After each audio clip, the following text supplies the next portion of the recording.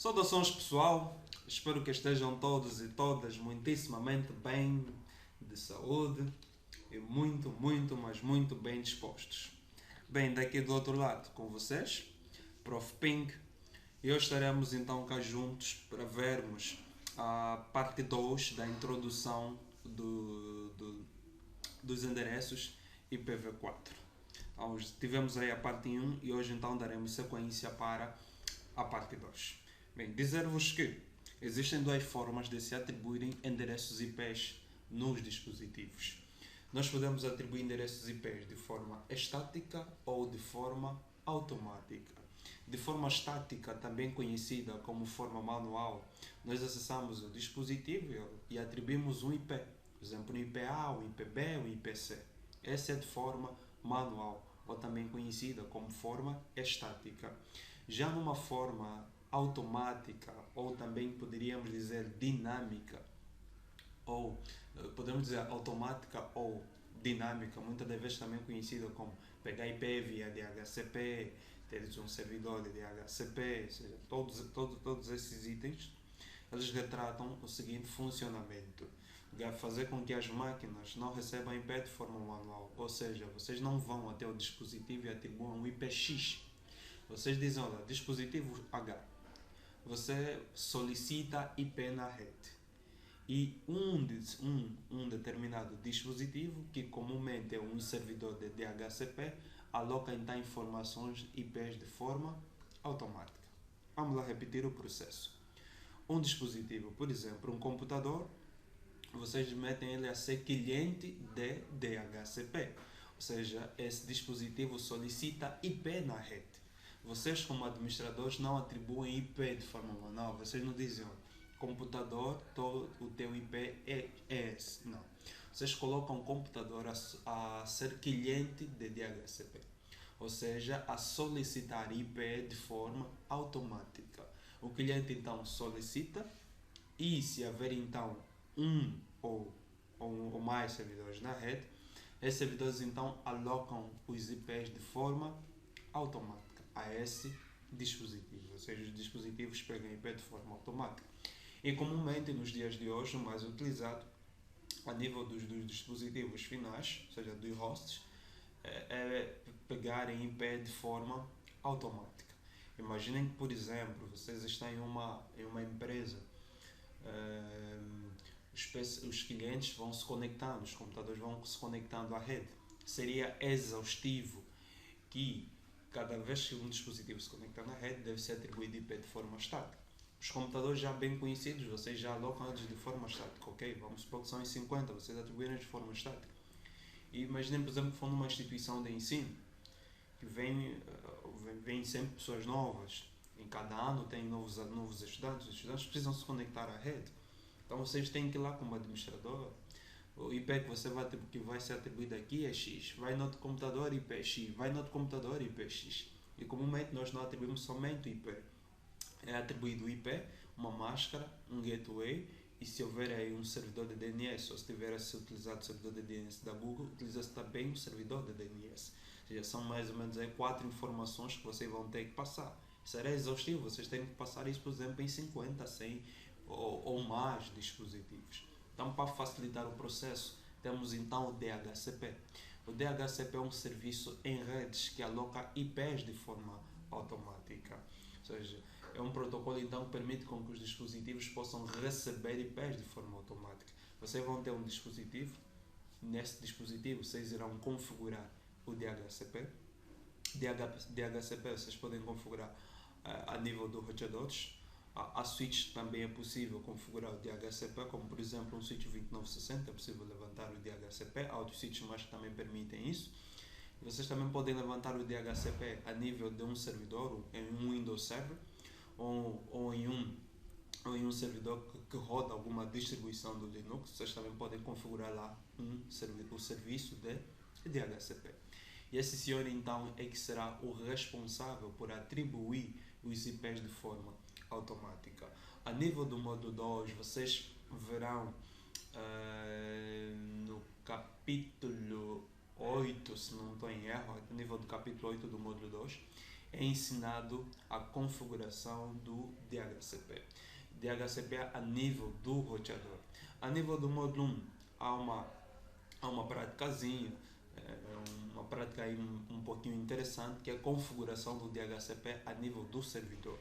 Mas em termos mais práticos, em termos de ambientes reais, eu recomendo-vos que deem uma olhada como é que se configura DHCP a nível de um servidor Windows Server ou a nível de uma distribuição do Linux. Deem uma olhada e vocês verão então como é que é feita a configuração. Bem, um outro critério de dúvida que muitas das vezes alguns os estudantes ficam é: quando é que eu devo configurar DHCP a nível do roteador, quando é que eu devo configurar a nível do servidor. Ou seja, a principal função de um roteador é roteamento. Essa é a principal função de um roteador. Em uma rede pequena, que vocês têm poucos dispositivos, 10, 20, 30 dispositivos, pode ser prudente vocês configurarem o DHCP a nível do roteador. Mas já em uma rede média grande, que o roteador recebe várias solicitações, o roteador é muito utilizado, não é recomendado que vocês levantem um serviço de DHCP a nível do roteador, mas que tenha um dispositivo específico que preste esse serviço de alocação de IPs de forma automática.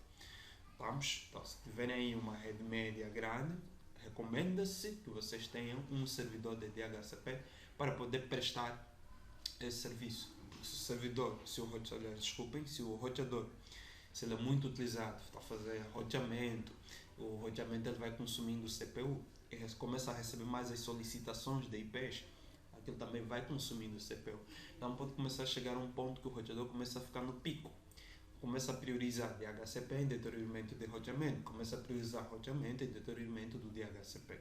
Então, para evitarmos todas essas situações, para evitar o consumo excessivo da CPU do roteador, recomenda-se que em redes que há muitas solicitações, ou seja, redes médias e grandes, que haja um servidor específico de DHCP. Que não levantem um serviço de DHCP a nível do roteador, mas a nível de um servidor específico, um outro dispositivo, que funciona então como servidor de DHCP. E nos dias de hoje, a maioria das redes, os dispositivos finais, eles pegam em pé de forma automática. Ora, quais dispositivos é que não são recomendados receberem IPs de forma automática? Servidores e impressores. Servidores e impressores não se recomendam que recebam IPs de forma automática. Imaginem que, por exemplo, vocês têm um servidor de DNS, por exemplo, que é o, vamos lá supor, que é o 10.1.1.1.1. Esse é o servidor de DNS da vossa rede. Ele pegou IP de forma automática. Aí no momento pegou 10.1.1.1.1. Todos os outros dispositivos na vossa rede vão apontar como servidor de DNS para o 10.1.1.1.1. Ok. Por um acaso a energia foi, o dispositivo reiniciou e na inicialização o servidor, que antes era 10.1.1, agora já não está a pegar mais 10.1. Quando ele solicitou, o servidor já não lhe deu 10.1. O servidor agora lhe atribuiu o 10.1.1.2. O que é que acontece com os dispositivos chineses? Ele está a apontar para o servidor de DNS, para o 10.1.1. Acontece que o servidor de DNS ele já não mais é 10.1.1. Ele agora foi-lhe atribuído, né, de forma automática o IP 10.1.1.2. Então, vocês não vão ter mais o serviço de DNS na vossa rede, porque vocês estão a apontar, os dispositivos estão a apontar para o 10.1.1, que já não existe, porque ele agora é 10.1.2. Então aí vocês perderão, o serviço de DNS não irá funcionar. Então recomenda-se que servidores e impressores não recebam IPs de forma automática, mas sim de forma estática. E também há um processo que acontece quando está a se configurar o DHCP, que é fazer com que, por exemplo, se vocês têm 254 endereços para atribuir em uma rede, vocês, por exemplo, fazem o seguinte: excluam os 10 primeiros, ou seja, o endereço de 1 até 10, ou seja, os 10 primeiros endereços, não serem atribuídos de forma automática, mas que sejam guardados, ou seja, sejam guardados para serem atribuídos então de forma manual. Ou seja, esses 10 primeiros IPs poderão ser atribuídos de forma manual. Vocês podem atribuir nas interfaces dos roteadores, podem atribuir nos switches, podem atribuir em um determinado ponto de acesso a alguns APs que recebem IPs, atribuem nos APs, podem atribuir nos servidores, poderão também atribuir nas impressoras. Então é muito comum vocês terem esse ambiente em que os 5 primeiros ou os 10 primeiros, maioritariamente os 10 primeiros, são reservados, ou seja, são excluídos. Eles não são atribuídos de forma automática, mas ficam guardados para serem utilizados de forma manual. Prontos. Bem, como é que vocês então podem atribuir a nível dos computadores, né, dos hosts? Como é que vocês podem atribuir IPs de forma manual e de forma automática? Bem, aqui esse host é especificamente um computador. Vocês podem vir para aqui, deixa eu mostrar-vos aqui. Se vocês acessarem o vosso ambiente se vocês acessarem o vosso painel de controle, se acessarem aqui rede e internet, depois central de rede e compartilhamento, se vocês tiverem o vosso dispositivo conectado, se tiverem algum cabo de rede conectado, aqui com certeza irá vos aparecer aqui um símbolo, comumente de Ethernet. Alguns aparecem Ethernet 2, mas maioritariamente aparece Ethernet. Bem, como eu não tenho aqui nenhuma conexão cabeada, por isso é que não me aparece aqui nada. Também não tenho sem fio, não estou conectado em nenhuma rede sem fio. Então vou dar aqui um clique. Se tivesse internet, você daria um clique em internet. Eu vou dar aqui um clique em alterar configurações do adaptador. Prontos. Aqui então eu tenho várias interfaces. Bem, eu aqui tenho TeamViewer, tenho VirtualBox, tenho VMware, tenho Wireless e tenho Bluetooth. Bem, se for Wireless, essa é que vocês vão pegar. Se vocês estiverem a trabalhar a nível do VirtualBox, essa é que vocês vão trabalhar. Se for VMware, vocês vão pegar uma dessas. Mas pronto. Se for via cabo, então vocês vão pegar a Ethernet. Bem, todas elas funcionam, o processo é semelhante. Vamos lá pegar aqui a Ethernet, que é para redes cabeadas. Um clique. Propriedades.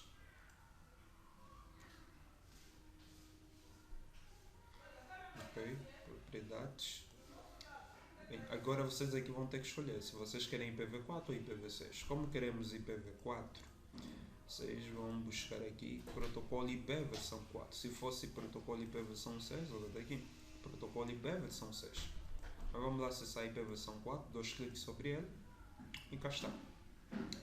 Então vejam que ainda aparece marcado obter um endereço IP de forma automática. Ou seja, vocês aqui estão a solicitar, né, IPs de forma automática. Esse dispositivo então será um cliente de DHCP.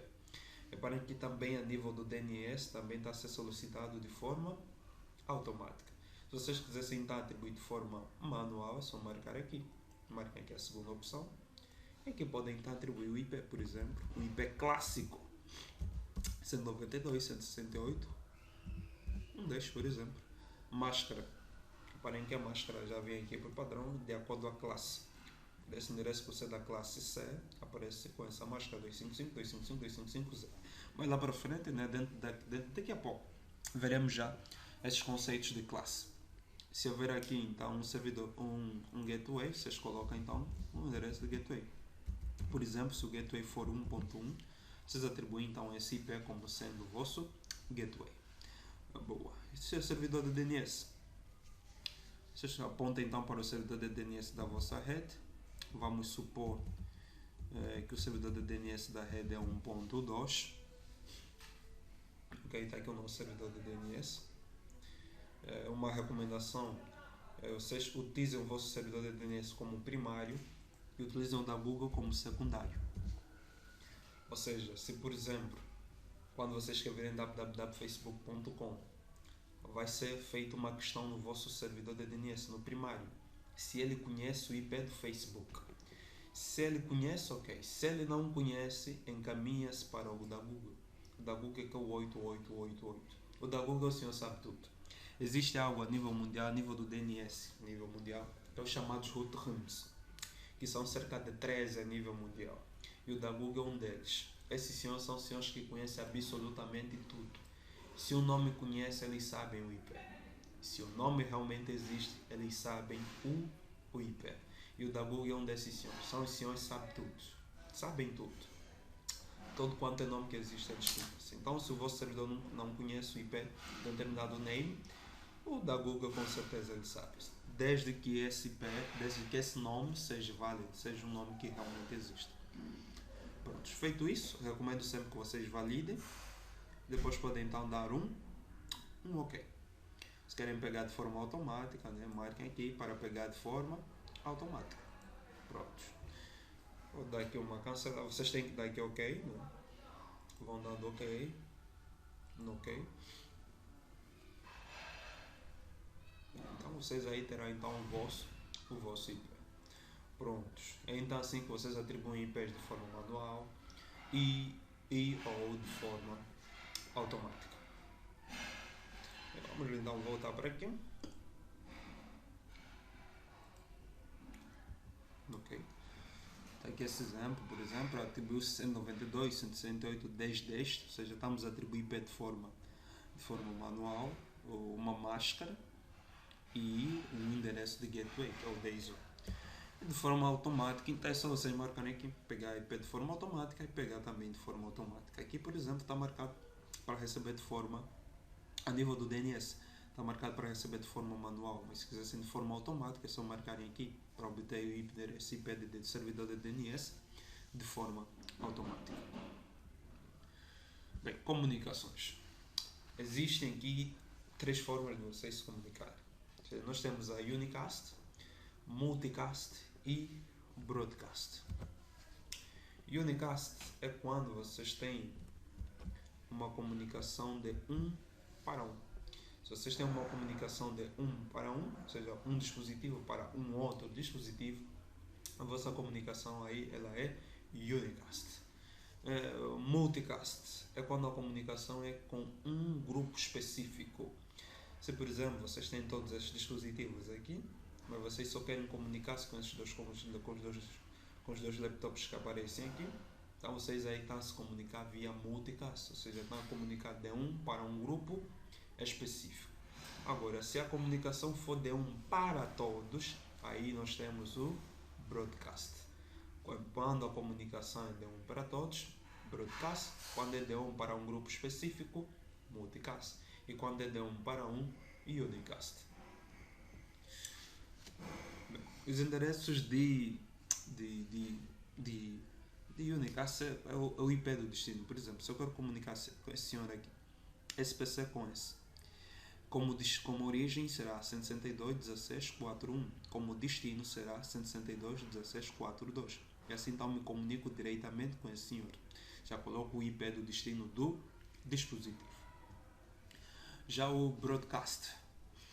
O broadcast vocês viram que existem o endereço de head que identifica o grupo e existe o endereço de broadcast que é utilizado para se comunicar com todos na rede. Vamos? Sempre que eu quero me comunicar com todos na rede, eu utilizo o endereço de broadcast.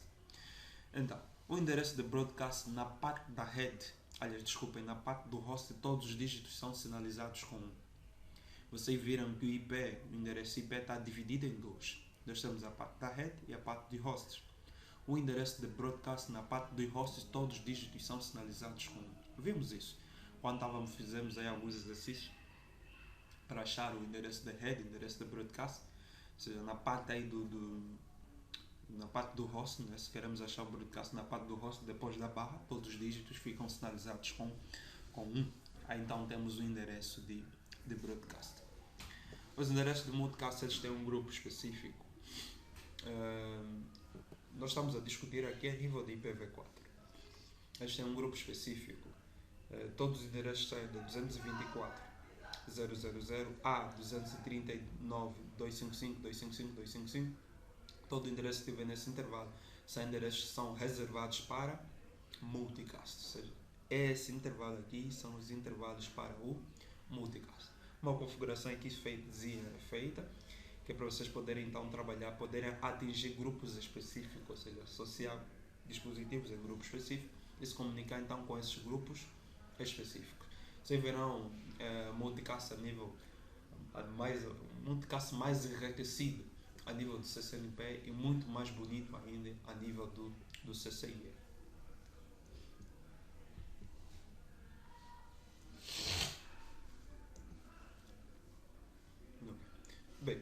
Mas, senhores, existem dois tipos de endereços IPs.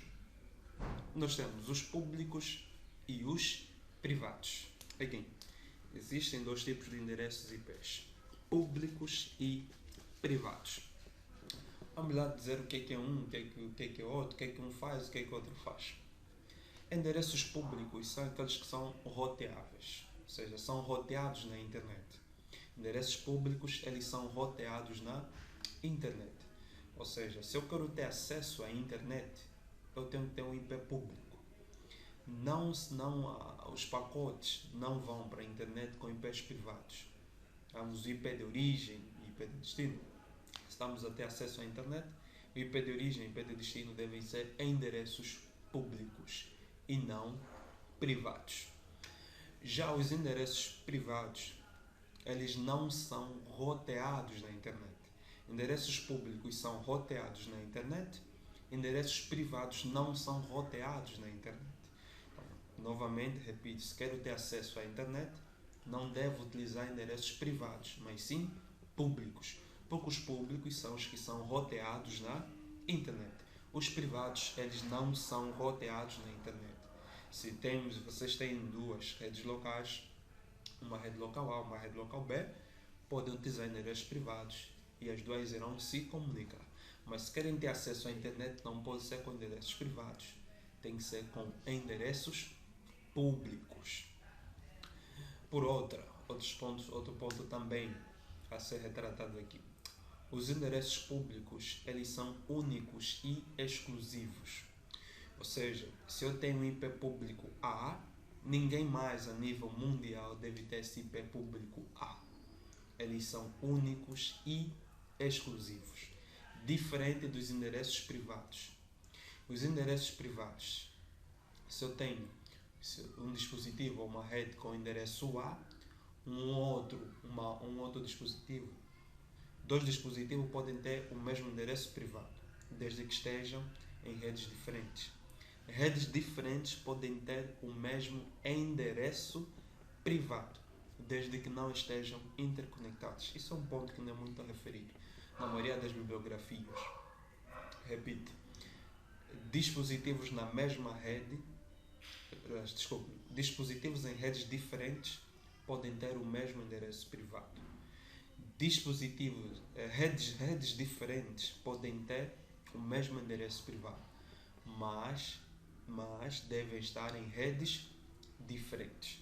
Então, os endereços públicos, eles são únicos e exclusivos, já os privados, eles podem ser repetidos. Redes diferentes podem ter o mesmo IP, desde que não estejam interconectadas.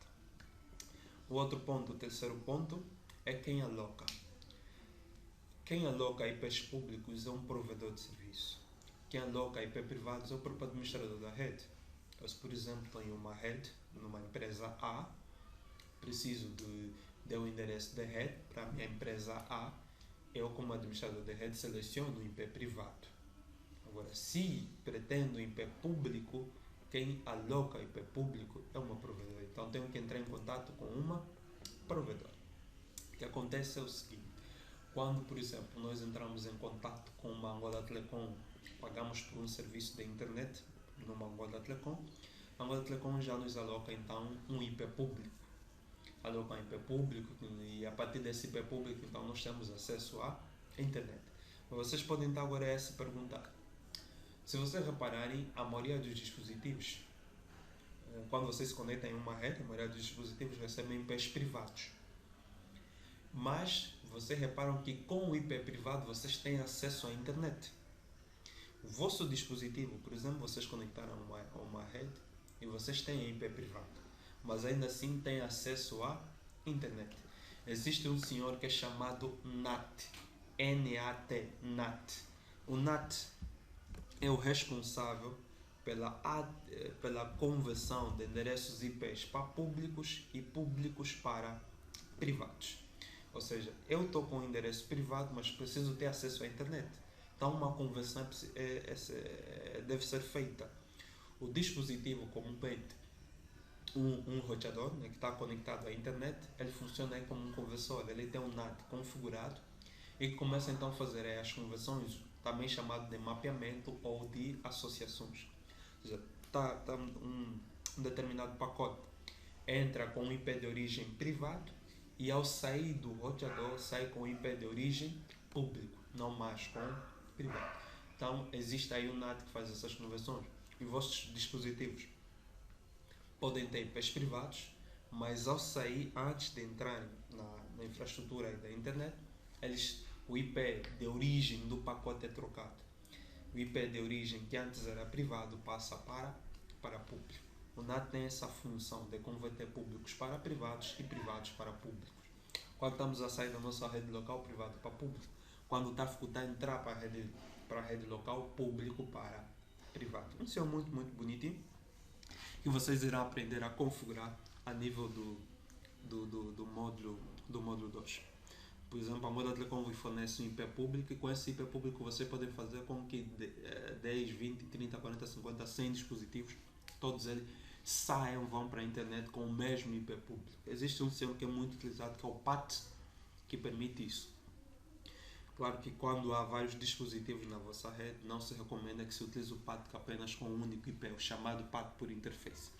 Recomenda-se que seja utilizado o PAT por intervalo, que é o tipo de PAT que pode trabalhar com mais de um endereço IP, com 2 ou mais endereços de IPs públicos. Bem, vamos então aqui a jogada. Como é que vocês podem dar conta que o endereço é privado ou que o endereço é público? A partir desses intervalos que aparecem aqui. A partir desses intervalos que vocês estão a visualizar aqui é que vocês vão dar conta se o endereço é público ou se o endereço é privado. Por exemplo, todos os valores que saem de 1000 a 10.255.255.255, se o dado endereço, se fizer parte desse intervalo, é porque é privado. Se fizer parte também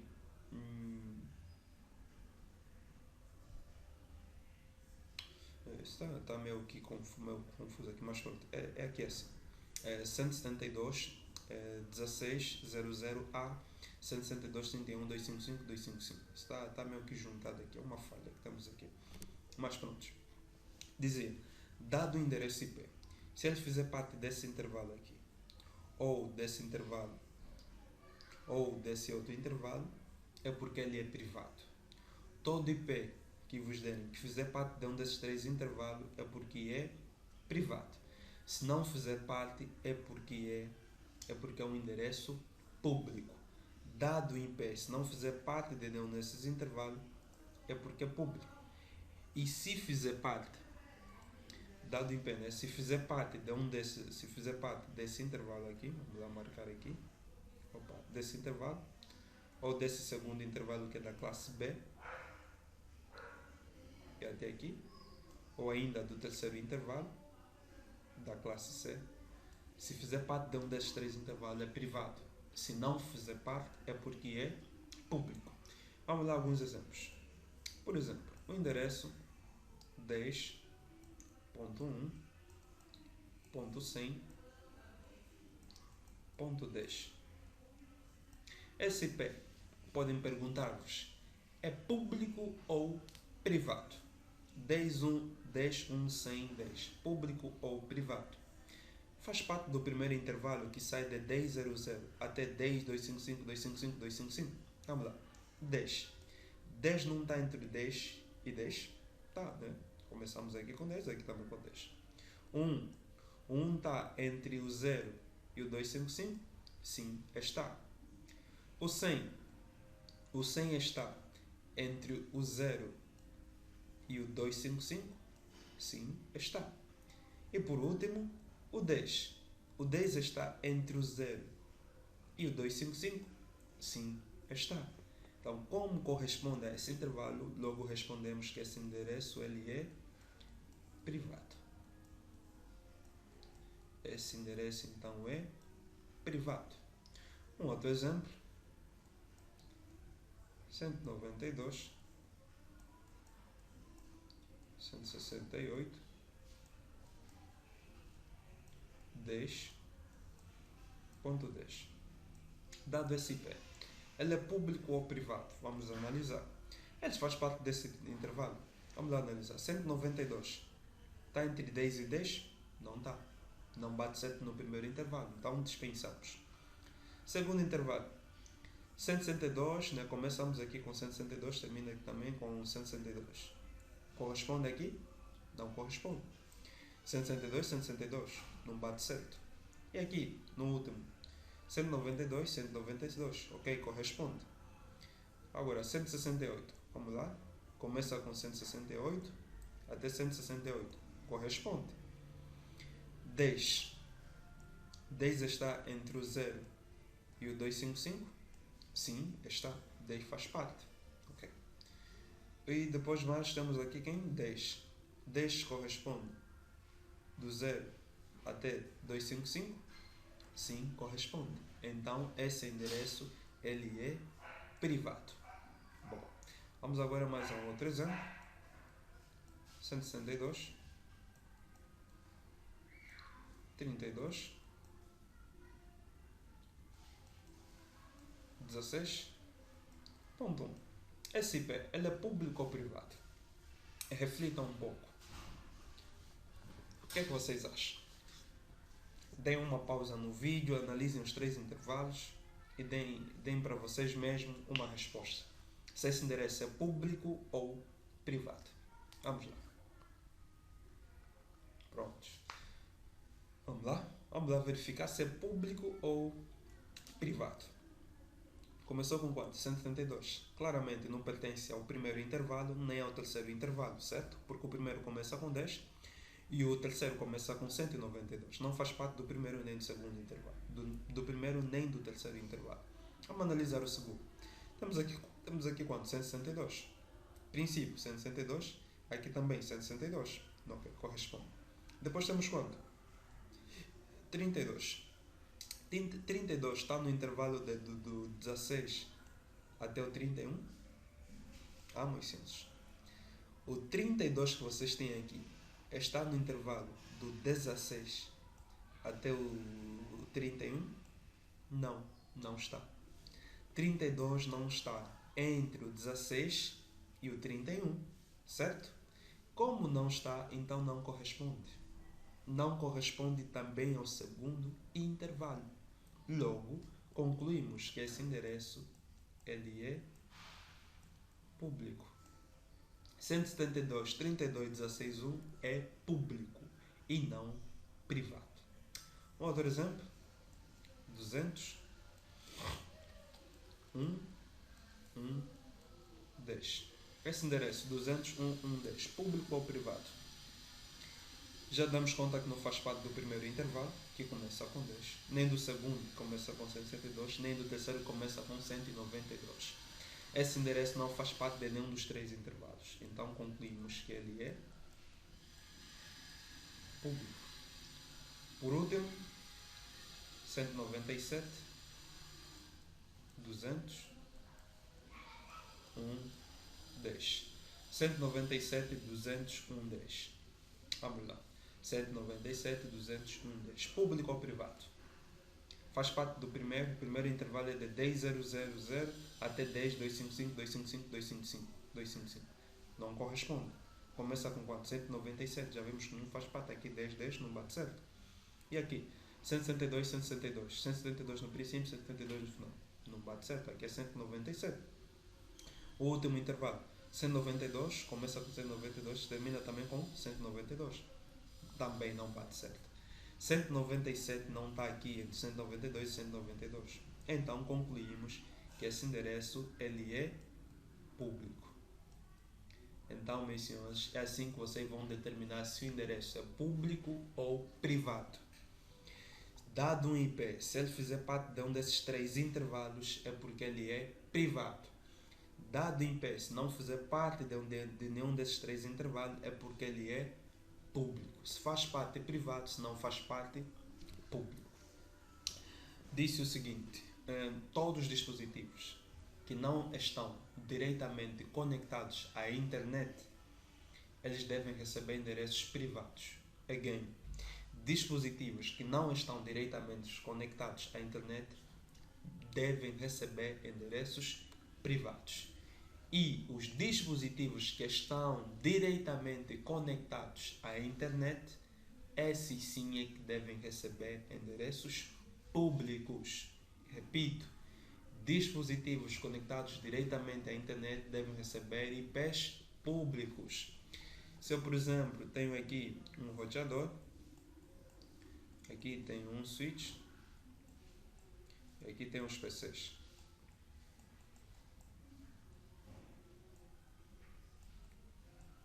E aqui tem um link, né? Aqui é a Angola Telecom.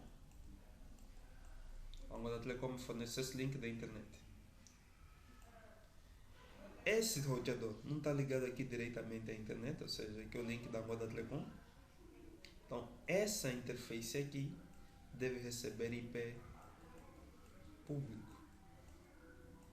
Essa interface deve receber IP público porque está conectada diretamente à internet. Essa interface está aqui do roteador não está diretamente conectada à internet. Está conectada aqui para a rede LAN. Isso tudo representa a nossa rede LAN. Então, essa interface deve receber IP privado.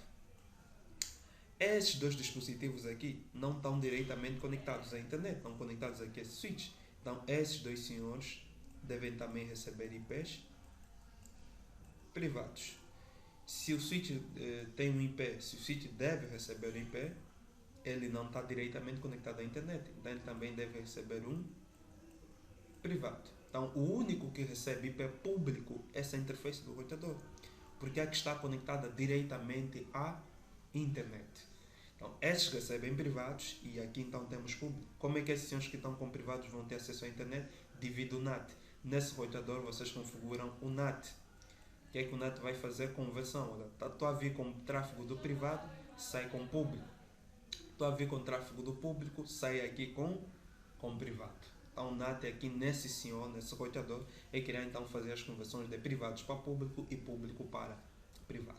Bem, quem define essa norma de que dispositivos diretamente conectados à internet devem receber IP público e os dispositivos que não estão diretamente conectados à internet devem receber IP privados, esse padrão aqui. É o padrão aqui RFC 1918. Ele é que define esses três intervalos. Estes três intervalos aqui são definidos nesse padrão. RFC 1918. É importante que vocês também comecem a ler essas normas, essas documentações. Por exemplo, na documentação do RFC 1918, vocês vão ter todos esses detalhes. Então, para além de vocês estarem aqui a estudar conteúdo da Cisco, vão lá na Google, escrevem, por exemplo, padrão ou norma ou referência, né? Escrevam em padrão ou norma RFC, ou escrevam documentação RFC 1918. Vocês então terão a documentação do RFC 1918. Como é que funciona então tudo quanto acabei de explicar aqui dos endereços privados, endereços públicos. Lá tem todos esses detalhes. Por exemplo, para nível de certificação, recomenda que se faça isso, principalmente quando está a estudar para o nível de CCIE. Tem que se ler mesmo essas documentações. Esses documentos eles trazem muito mais detalhes do que o conteúdo da Cisco. Então, tenham a cultura de memorizar as referências e de ler essas documentações dessas referências. Prontos.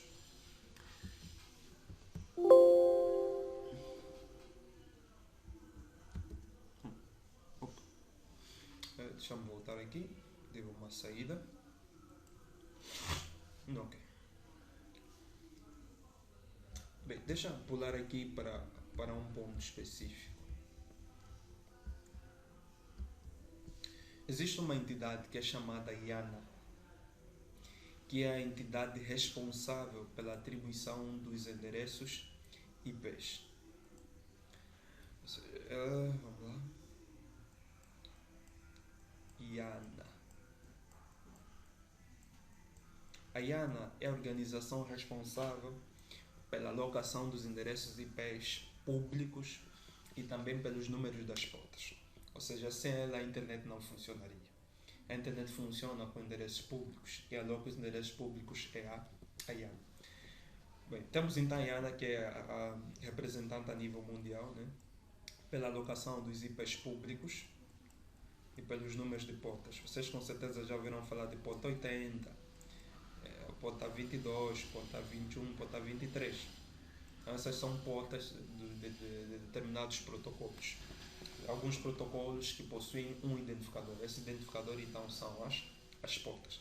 Então, quem cuida da atribuição dos IPs públicos e dos números das portas é a IANA. Ela é que tem essa responsabilidade. Bem, temos então a IANA, que é a representante mundial. O que é que a IANA fez? Há divisões, ou seja, há representantes a nível continental. Nós aqui em África, por exemplo, nosso representante é a Afrinic. Na América do Norte é a ARIN. Na América Latina é a LACNIC. A nível da Europa, não, a nível da Europa é a RIPNIC, RIPNNC. A nível da Ásia é a APNIC. Então, esses são os representantes de cada um dos continentes. O que é que cada um desses representantes dos continentes faz? Presta então serviços nos provedores. Uma Unitel, uma Angola Telecom, uma Movicel, uma ITA, todos estes recebem endereços IPs, né? Ou seja, quem lhes fornece IPs é a Afrinic. Vamos lá. Deixa eu reformular isso de uma outra forma. Por exemplo, temos a IANA, que é responsável por atribuir IPs públicos. A IANA pega, por exemplo, vamos lá supor, 2 milhões de IPs e atribui 2 milhões de IP na Afrinic. Diz, olha, a Afrinic toma 2 milhões de endereços IPs. A Afrinic, por sua vez, pega nesses 2 milhões e começa a repartir. Começa a atribuir nos provedores aqui, a nível de África. Atribui, por exemplo, 100 mil em um provedor da República Democrática do Congo, 50 mil em um provedor da Namíbia, 10 mil em um provedor do Botsuana e por aí vai. Vai começando a atribuir. No nosso país está aqui os nossos provedores, por exemplo, uma Unitel, uma Angola Telecom, uma Movicel, uma ITA. Então, todos esses recebem então endereços IPs a partir da Afrinic. A Afrinic então lhes atribui endereços IPs. IPs públicos, não privados, mas IPs públicos. Agora, por sua vez, por exemplo, uma Angola Telecom, IANA atribui 2 milhões na Afrinic. A Afrinic, por exemplo, atribui 100 mil IPs na Angola Telecom. A Angola Telecom pega esses 100 mil IPs, começa a atribuir nos seus clientes. Só, por exemplo, tem aqui uma Sonangol. Sonangol é uma cliente, por exemplo, da Angola Telecom. Não está a dizer que é, são exemplos, não está a dizer aqui que é. A Angola Telecom, né, atribui então um ou mais endereços IPs públicos na Sonangol. Onde é que ela tira? Nesses 100 mil IPs que ela recebeu da Afrinic. Só tem um Banco Bay. O Banco Bay também recebe IPs então da Angola Telecom a partir aqui desse intervalo de endereços que a Angola Telecom recebeu. E por aí vai.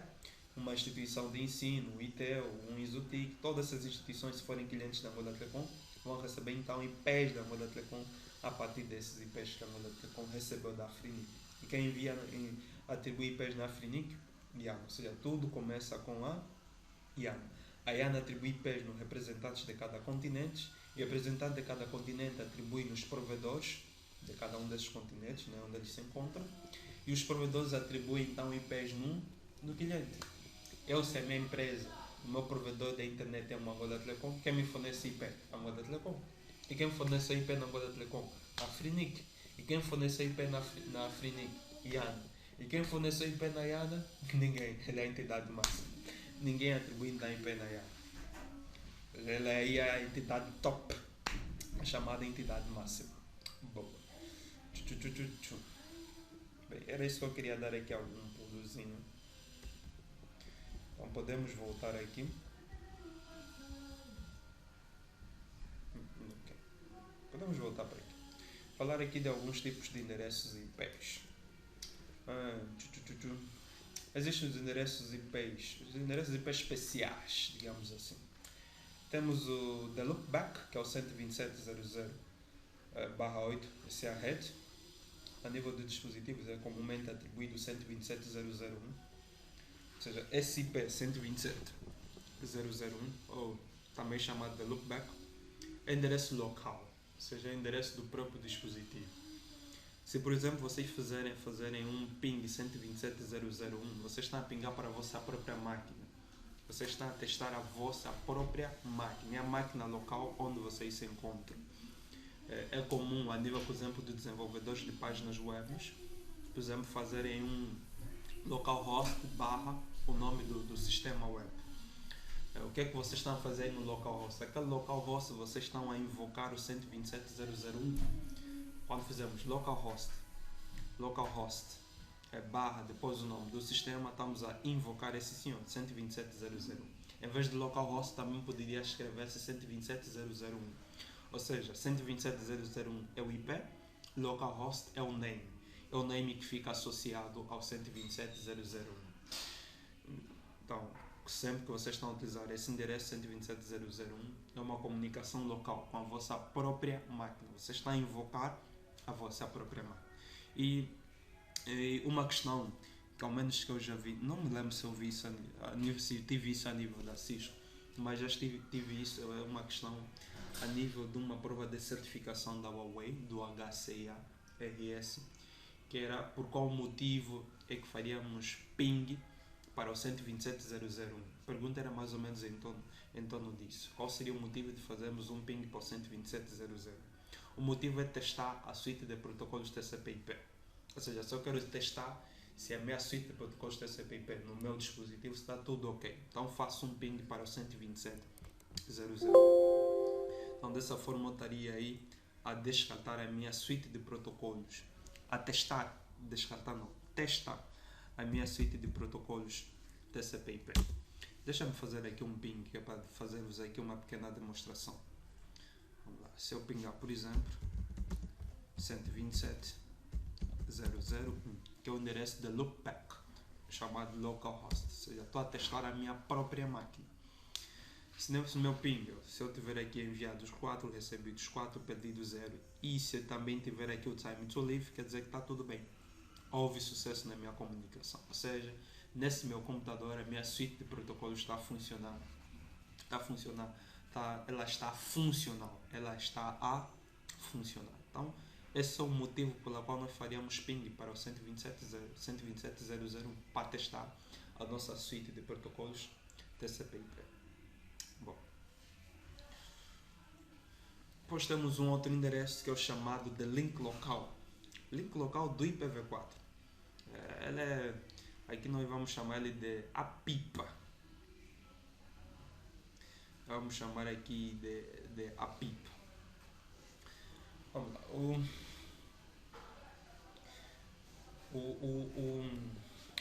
O APIPA, ela acontece da seguinte forma.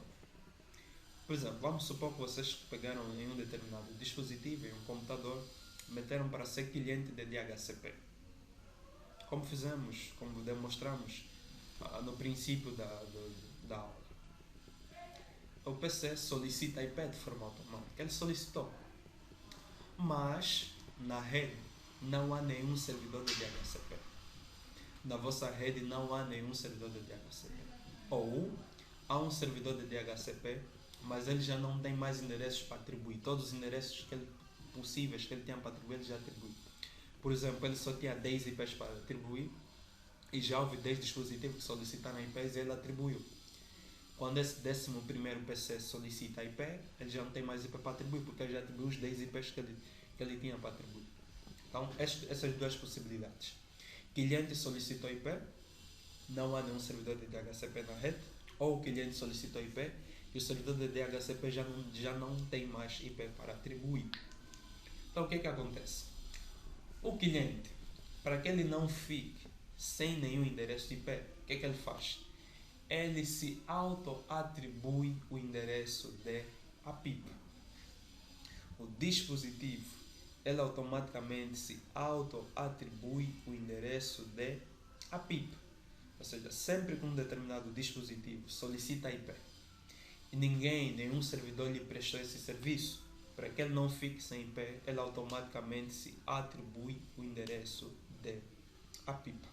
O endereço de APIPA é o endereço que sai aqui nesse intervalo de 169.254.00 até 169.254, não 01, né? Mas ele sai de... Deixa eu invocar aqui. Deixa eu invocar aqui a minha caneta. Okay.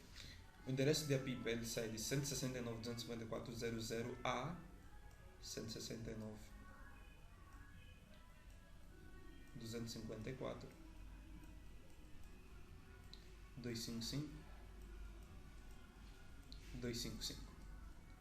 Esse é o intervalo do APIPA, do 169.254.00 a 169.254.255.255.255. Ele trabalha com barra 16. Se ele trabalhar com barra 16, quer dizer que a máscara será 255, né? Se convertemos prefixo para máscara, ficamos com 255. Temos aí uma aula que é focada nisso, que ensina a converter prefixo para máscara, máscara para prefixo. Então, se é barra 16, ficamos com 255, 255, 0. Ou seja, PC solicitou IP, ninguém lhe atribui IP de forma automática, ou seja, não há um servidor que lhe preste esse serviço. Para não ficar sem IP, ele se auto-atribui-se o endereço de APIPA. O endereço da APIPA é sempre de 169.254. O que varia são os dois últimos valores. Sempre que vocês, por exemplo, se meteram um PC a receber IP de forma automática e ele está a receber o endereço 169.254 e esses dois últimos variando, já podem ser qualquer valor, mas os dois primeiros sendo 169.254, meus senhores, DHCP não está funcionando. O vosso PC está a pegar o endereço de APIPA. Não há nenhum servidor de DHCP a lhe prestar o serviço de IPs automático. Ele não recebeu IPs de forma automática. Já tenho aqui o meu pack trace aberto. Deixa eu fazer-vos uma pequena demonstração. Por exemplo, aqui. Posso usar aqui um switch. Só uma pequena demonstração para vocês verem. Ok, deixa eu acelerar o time. Ok. Nesse cenário não tenho nenhum servidor de DHCP. Então venho aqui no PC. Desktop, IP Configuration. Bem, vamos lá. Dá-vos aqui uma pequena teoriazinha primeiro, né?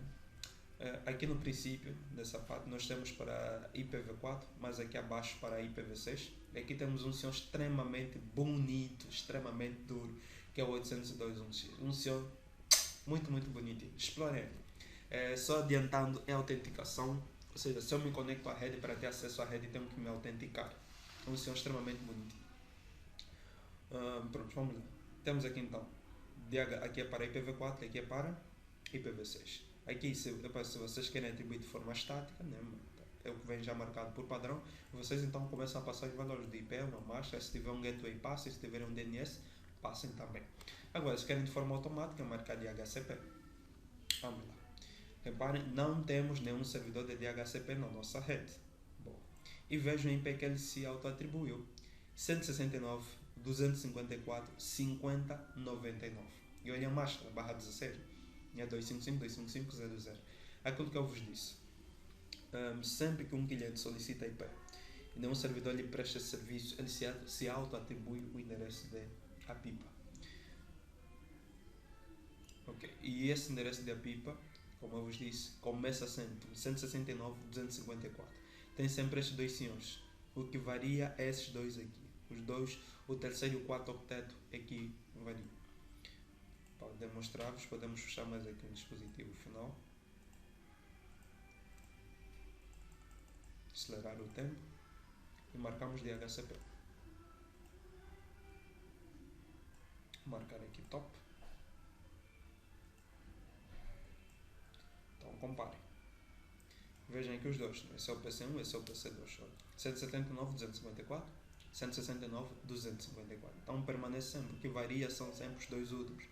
Aqui é 50.99 e aqui é 108.224. Então essa é a variação. Então, sempre que vocês verem um PC a receber o endereço de APIPA, o DHCP não está funcionando. O DHCP não funciona. Estamos? Sempre, repito, sempre que vocês têm dois dispositivos um dispositivo a solicitar IP e recebe 169, é porque o DHCP não está a funcionar.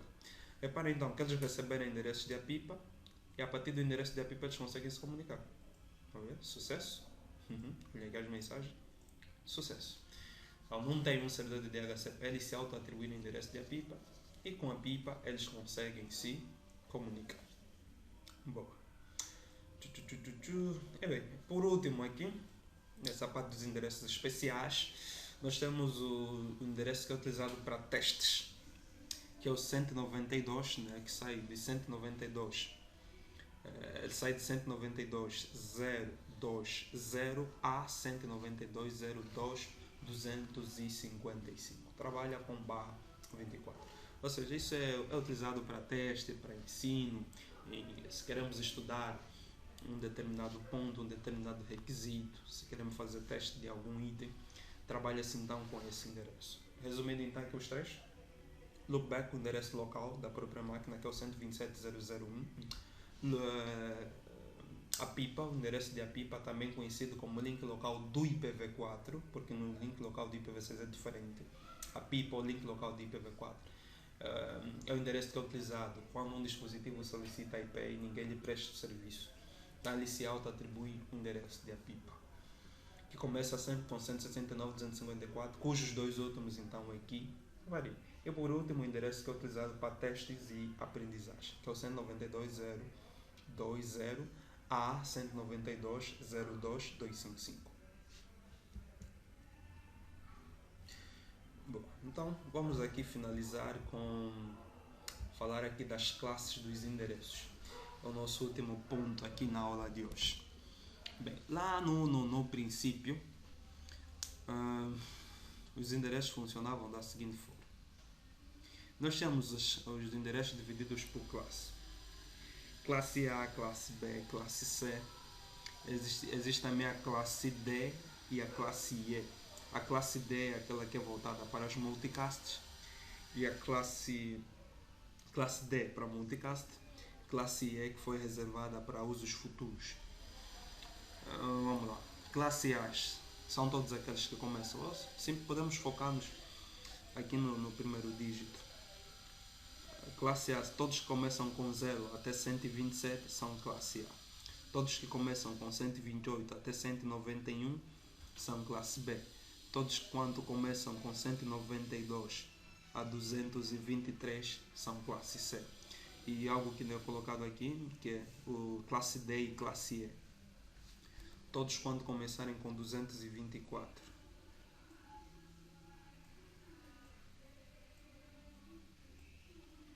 a 200, 200 estou a meter 3, 239, esses são classe D. E de 240 a 255, esses são classe E. Então temos aí os dois. Temos a classe D e classe E. Todo o endereço começa com 224 até 239, classe D.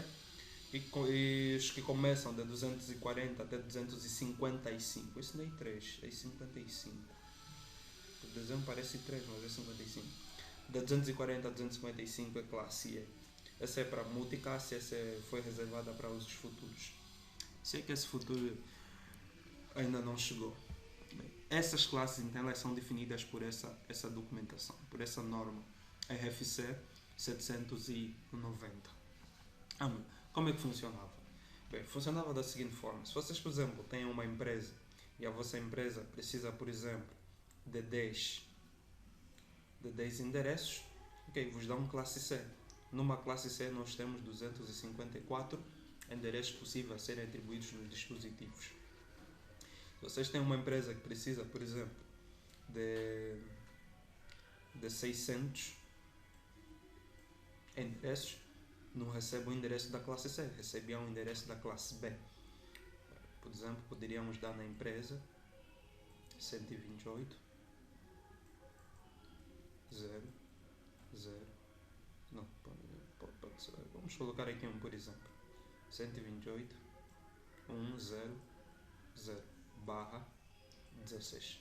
Cada uma dessas classes já tinha uma máscara pré-definida. Uma classe A trabalhava sempre com barra 8, uma classe C com barra 16, uma classe B com barra 16, uma classe C com barra 24. Depois só convertemos, né? Barra 8 é 255000 para a máscara, barra 16 é 255.255.00, barra 24 é 255.255.255.0. Então, uma empresa, se precisa de 600, recebia isso, barra 16. Uma outra empresa que precisava, por exemplo, de 20 mil, por exemplo, também recebia da classe B. Por exemplo, se S1 já demos nessa empresa, na outra empresa ficaria 200 barra 16. Okay. O mesmo que seguia para a classe A, para a classe B. Se a empresa, por exemplo, precisa de 100 mil endereços, não pode ser classe B, porque classe B só fornece quantos endereços? 65 mil. Então não poderia ser classe B. Deveria, no caso, ser classe A, que fornece aí cerca de 16 milhões de endereços. Bem, essa filosofia, qual foi o problema dessa filosofia? É que havia muitos desperdícios de endereços. Reparem que, por exemplo, temos uma empresa que precisa de 600 endereços, ela recebe barra 16, que lhe fornece quantos endereços? 65 mil endereços. Não, 65, são mais do que 65 mil endereços, na verdade são aí 65.535, se não estou em erro, endereços que são atribuídos. Então é muito endereços que são desperdiçados. Ele só precisa de 600, mas ele está a receber aí cerca de 65 mil endereços. Então nessa filosofia havia muito desperdício de endereços e o esgotamento do IPv4 estava muito acelerado com essa filosofia. Os endereços não iriam terminar de esgotar. Então o que é que foi feito? Decidiu-se não trabalhar mais com essa filosofia. Ou seja, é daí então que surgiram... Estou sempre aqui a sair disso, tenho que dominar isso. Bem, é daí então que surgiu o conceito de classless. Ou seja, dessa forma nós estamos a trabalhar com classes full. Dessa forma nós chamamos de classe full. Essa abordagem não era muito fiável, trouxe então o classless, que é assim que está aqui, classless. Vou puxar aqui a minha caneta. Classless. Ou seja, numa classless nós poderíamos começar a variar, ou seja, não trabalhar com aquelas classes padrões. Num classless nós podemos ter o endereço de uma classe A com um prefixo de uma classe B, o endereço de uma classe C com um prefixo de uma classe A com um prefixo de uma classe C, de uma classe B. Ou seja, temos já essas variações. Já não temos que estar presos naqueles que são os conceitos das classes, no modelo classe full. Nós temos, por exemplo, o CIDR, que está aqui como é pronunciado, CIDR. O CIDR nos permite fazer o seguinte, é trabalhar com os prefixos não padronizados. Por exemplo, nós temos um barra 24, temos um barra 16, temos um barra 8, são já os prefixos padronizados. O CIDR nos permitia ter prefixos variáveis.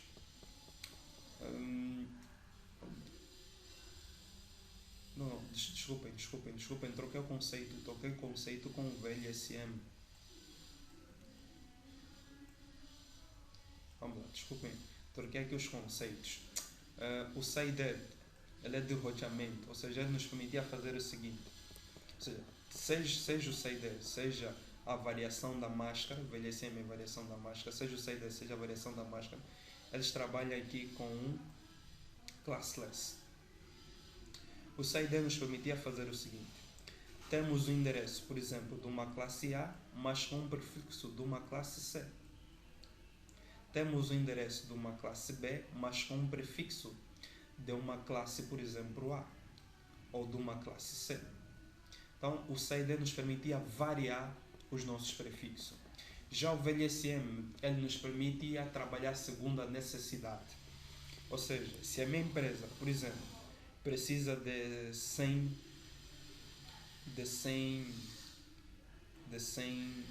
endereços, 100 hosts, por exemplo, eu não tenho que necessariamente lhe dar /24. Eu posso dar um prefixo que é de acordo à necessidade da minha empresa. Por exemplo, atribuo um /25. Um /25 me fornece aí 126 endereços por hosts. Um /24 me fornece 254 endereços para os hosts. Então, eu, em vez de utilizar um /24, utilizo um /25. Aquele outro exemplo que nós tínhamos, de 600. Se a empresa precisa de 600 endereços, em vez de utilizar um /16, que me dá cerca de 65 mil endereços, que é muito endereços que serão desperdiçados, eu posso, por exemplo, atribuir vamos lá ver, eu aqui iria precisar de um /23, por exemplo. Eu usaria aqui um /23. Então, em vez de /16, eu utilizo um /23. Ou seja, o VLSM ele permite trabalhar de acordo com a necessidade da organização. Ou seja, a organização precisa de X, dou um prefixo em função da necessidade da organização. Esse é o VLSM. Já o CIDR, ele permitia variar. Eu posso ter um endereço de uma classe A, mas com prefixo de uma classe B, ou de uma classe C, ou ainda de uma classe A. Eu posso ter endereços com um prefixo de uma outra classe. E o VLSM, então, nos permite, então, trabalharmos com prefixo de acordo com a necessidade da organização. Estes dois senhores, então, eles fazem parte do conceito aqui de classless. Ou seja, classe full nós não temos estes dois senhores. Num classe full, se o endereço é da classe A, temos que trabalhar com uma máscara da classe A. Se o endereço é da classe A, já tem valores pré-definidos, ou seja, já vamos ter um prefixo, por exemplo, /8, que fornece X quantidade de endereços. Se o endereço é da classe C, já vamos ter um prefixo /24, que fornece 254 endereços. Então, o classless ele veio retardar mais ainda a escassez dos endereços IPv4. Então, nos dias de hoje, é muito comum o trabalho com classless, que suporta então o CIDR e o VLSM, que é a variação da máscara. Então, pessoal, espero que tenham compreendido a aula de hoje. Foi um prazer, como sempre. Cuidem-se, estudem, pratiquem. Bye bye, vemo-nos então em uma próxima oportunidade.